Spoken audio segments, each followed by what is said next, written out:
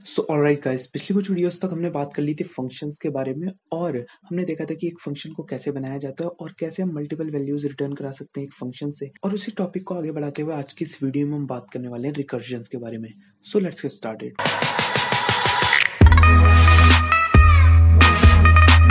So guys, यहाँ पर हम बात करें रिकर्जन्स के बारे में। तो रिकर्जन होते क्या है, कैसे हम इन्हें यूज करते हैं और एग्जाम्पल देखेंगे इसका। सो फटाफट से चलता हूँ मैं अपने विजुअल स्टूडियो कोड में और वहां पर जाकर देखते हैं हम रिकर्जन्स को।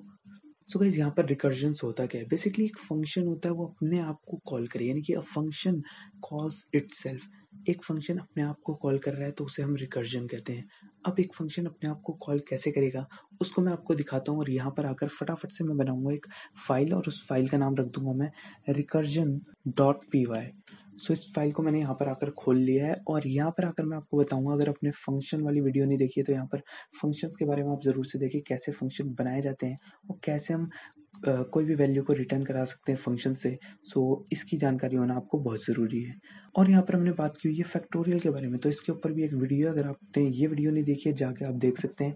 बेसिकली फैक्टोरियल जीवन उप्रेती लिख देंगे तो वीडियो आपको शो हो जाएगी। और यहाँ पर हमने बात की हुई है फैक्टोरियल बेसिकली होता क्या है। तो इस प्रोग्राम के अंदर मैं फैक्टोरियल का प्रोग्राम बनाऊंगा यूजिंग रिकर्जन।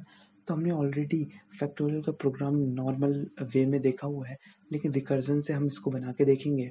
तो अगर आपको फैक्टोरियल के बारे में भी नहीं पता है तो आप जाकर इसे भी जरूर देखें। यहाँ पे मैंने आपको कंप्लीट यार कमेंट वमेंट लगा के सब कुछ बताया हुआ है कि फैक्टोरियल होता क्या है। बेसिकली एन फैक्टोरियल होता है हमारा n into n minus one into n minus two and so on, ये वन तक जाता है। और जीरो फैक्टोरियल हमारा वन के इक्वल होता है, वन फैक्टोरियल तो होता ही वन के इक्वल है। तो ये सब चीज़ों के बारे में आपको पता होना जरूरी है। मैं फिलहाल बकवास ज़्यादा नहीं करूँगा और यहाँ पे आऊँगा मैं सीधे टू द पॉइंट रिकर्जन पे। सो रिकर्जन क्या होता है, जैसे कि मैंने बताया एक फंक्शन अपने आप को कॉल करे।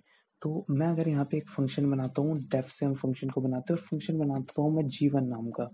सो इस जीवन नाम के फंक्शन के अंदर मैं बेसिकली क्या करता हूँ, सिंपली प्रिंट करा लेता हूँ हाय। सिंपली प्रिंट करा लेता हूँ हाय और इसको आके मैं यहाँ पे कॉल कर देता हूँ। तो इसको मैंने यहाँ पे आके कॉल कर लिया। अगर मैं इसे भी रन करता हूँ तो कोई बड़ी बात नहीं है, एकदम हाय हमारा लिखा हुआ आएगा बस। और एक बार हमारे यहाँ पर हाय लिखा हुआ आ गया, तो इसमें कोई बड़ी बात नहीं थी। लेकिन रिकर्जन क्या है, मैंने जैसे कि बताया एक फंक्शन अपने आप को कॉल करे, यानी कि ये फंक्शन तो कॉल हो रहा है, यहाँ से जीवन फंक्शन कॉल हो रहा है, इसका कंट्रोल यहाँ पे आ रहा है और ये हाई प्रिंट कर रहा है। अब मैं क्या करूंगा, इसी फंक्शन को जो कि जीवन नाम का फंक्शन है इसे इसी के अंदर कॉल कर दूंगा। यानी कि अभी तो हम इसे बाहर से कॉल करा रहे थे, अब मैं इसी फंक्शन के अंदर आके इसी फंक्शन को कॉल कर दूंगा। इंडेंटेशन लेवल आप देख सकते हैं, ये बेसिकली इसी के अंदर ही है, ये इसी के अंदर ही मैंने बनाया है इसे। तो यहाँ पर आकर क्या हो रहा है, ये जीवन नाम का फंक्शन है, यहाँ से कंट्रोल यहाँ पे आया, इसने हाई प्रिंट किया और फिर से यही फंक्शन कॉल हो गया तो ये फिर से यहाँ पे आएगा और फिर से हाई प्रिंट करेगा। और इसने देखा कि इसे फिर से कॉल करना है, फिर से यहाँ पे आएगा, इसे कॉल करेगा, हाई प्रिंट करेगा, फिर से यहाँ पे आएगा और ऐसी ऐसी ये चलता जाएगा चलता जाएगा चलता जाएगा।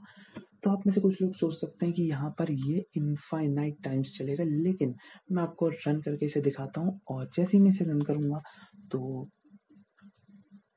तो यहाँ पर क्या होगा, हमारा हाई प्रिंट हो रहा है, हाई प्रिंट हो रहा है और एक स्टेज पे आके ये रुक गया और हमारे पास आ गया recursion error, maximum recursion depth exceed while calling a Python object. So यहाँ पर क्या होता है गाइस, बेसिकली रिकर्जन की एक लिमिट होती है पाइथन के अंदर और ये 1000 के आसपास कहीं होती है। यहाँ पे हमें 993 कुछ दिखा रहा है और ये 1000 के करीब कुछ होती है। बट अगेन इसको हम चेंज कर सकते हैं सिस मॉड्यूल को इम्पोर्ट करके, फिर वहाँ पर हम सिस डॉट सेट रिकर्जन लिमिट वगैरह के कुछ फंक्शन लगा के। तो उसके अंदर मैं अभी फिलहाल नहीं जाऊंगा, इसको मैं फिलहाल हटाता हूँ। और हमने देखा कि इस तरह से हम किसी भी एक फंक्शन को उसके अंदर कॉल कर सकते हैं। तो यही था रिकर्जन। लेकिन क्या इसका कोई प्रैक्टिकल यूजेज है, मतलब कुछ प्रोग्राम वगैरह हम बना के देखें तो हमको समझ आए चीजें? तो हाँ, बिल्कुल इसका प्रैक्टिकल यूजेज है और इसे हम डिफरेंट टाइप की चीजों में यूज करते हैं, डिफरेंट प्रोग्राम्स हम इसको यूज करके बना सकते हैं। और यहाँ पर हम सिंपल सा प्रोग्राम बना के देखेंगे एक फैक्टोरियल का।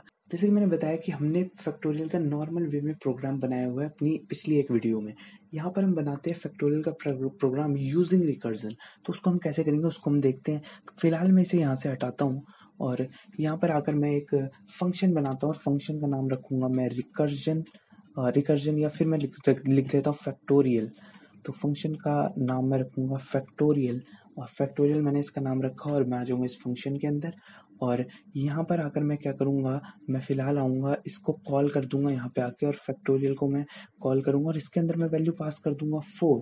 फॉर एग्जाम्पल मुझे 4 का फैक्टोरियल निकालना है, तो जो भी वैल्यू यहाँ से आके रिटर्न होगी उसे मैं रिजल्ट नाम के वेरिएबल के अंदर स्टोर करा लूँगा।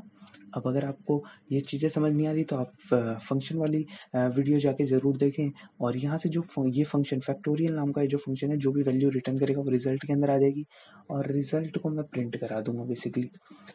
अब मैं क्या करूंगा, मैं इसकी फंक्शनैलिटी लिखूंगा कि ये फंक्शन करता क्या है। फंक्शन तो हमने लिख दिया फैक्टोरियल नाम का, लेकिन ये करता क्या है इसकी फंक्शनैलिटी नहीं लिखी हमने। सो यहाँ पे बेसिकली मैंने 4 पास किया इसके अंदर, तो इस 4 को मैं यहाँ पे एक्सेप्ट भी करूंगा, और यहाँ पे मैं पैरामीटर लिखूंगा एक n नाम का। और अब मैं क्या करूंगा, मैं इसकी फंक्शनैलिटी लिखूंगा, तो मैं आ जाऊंगा इसके इंडेंटेशन ब्लॉक के अंदर, और यहाँ पर आकर मैं क्या करूंगा, मैं लिखूंगा n इंटू फैक्टोरियल n-1। अब मैंने ये क्या किया मैं आपको इसके बारे में बताऊंगा, और फिलहाल मैं इसको लिखता हूँ और फैक्ट के अंदर मैं इसकी वैल्यू स्टोर करा दूंगा। अब मैं इसको आपको बताने वाला हूँ, बने रहे आप इस वीडियो में, और यहाँ से मैं रिटर्न कर दूंगा फैक्ट को। तो मैंने बेसिकली ये किया, और मैं यहाँ पे एक कंडीशन चेक करूंगा, इफ n इक्वल्स टू 0, और तब मैं रिटर्न करूंगा 1।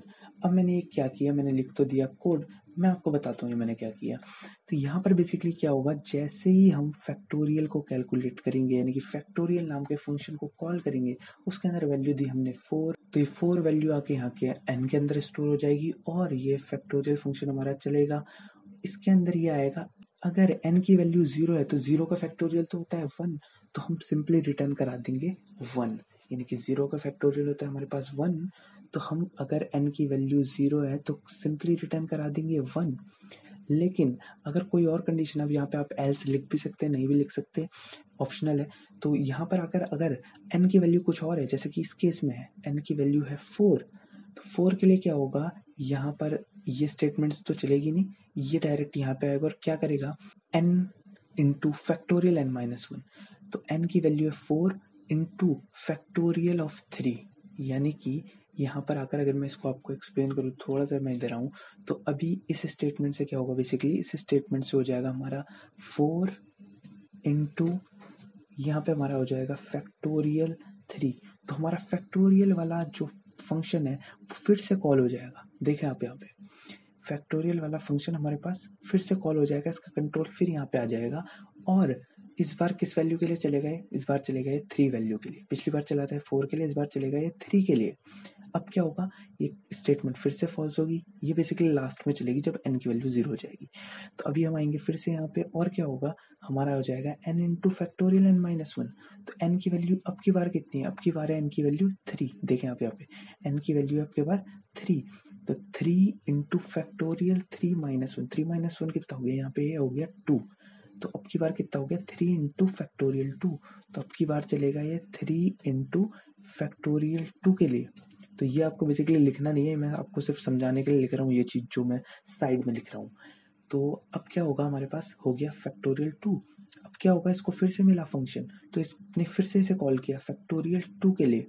अब क्या होगा, इनकी वैल्यू अब की बार हो गई 2, तो 2 के लिए फिर से यहाँ पे आएगा और कर देगा, इनकी वैल्यू है 2, 2 इंटू फैक्टोरियल 2-1, n की वैल्यू अभी 2, तो 2-1, तो अब क्या होगा ये 2 इंटू फैक्टोरियल 2-1, यानी कि 2 इंटू फैक्टोरियल 1, तो अब की बार हो गया ये 2 इंटू फैक्टोरियल 1, इसके अंदर अब की बार पास होगा 1, और जैसे ही ऊपर आएगा ये फिर से कॉल होगा, तो यहाँ पे आ गया फैक्टोरियल 1, और यहाँ पे आएगा फैक्टोरियल 1, तो फिर से इग्नोर होगा, इस बार फिर से यहाँ पे आएगा ये और चलेगा n इंटू फैक्टोरियल n-1, यानी कि 1 इंटू फैक्टोरियल 1-1, 1-1 होता है 0, तो ये हो गया कंप्लीट हमारा 1 इंटू फैक्टोरियल 0, तो यहाँ पे आ जाएगा हमारा 1 इंटू फैक्टोरियल 0, 1 इंटू फैक्टोरियल 0, फिर से यहाँ पे कंट्रोल आएगा, n की वैल्यू हो चुकी है इस बार 0, तो यहाँ पर 0 is equal to 0, n is equal to 0 वाली कंडीशन हमारी ट्रू हो जाएगी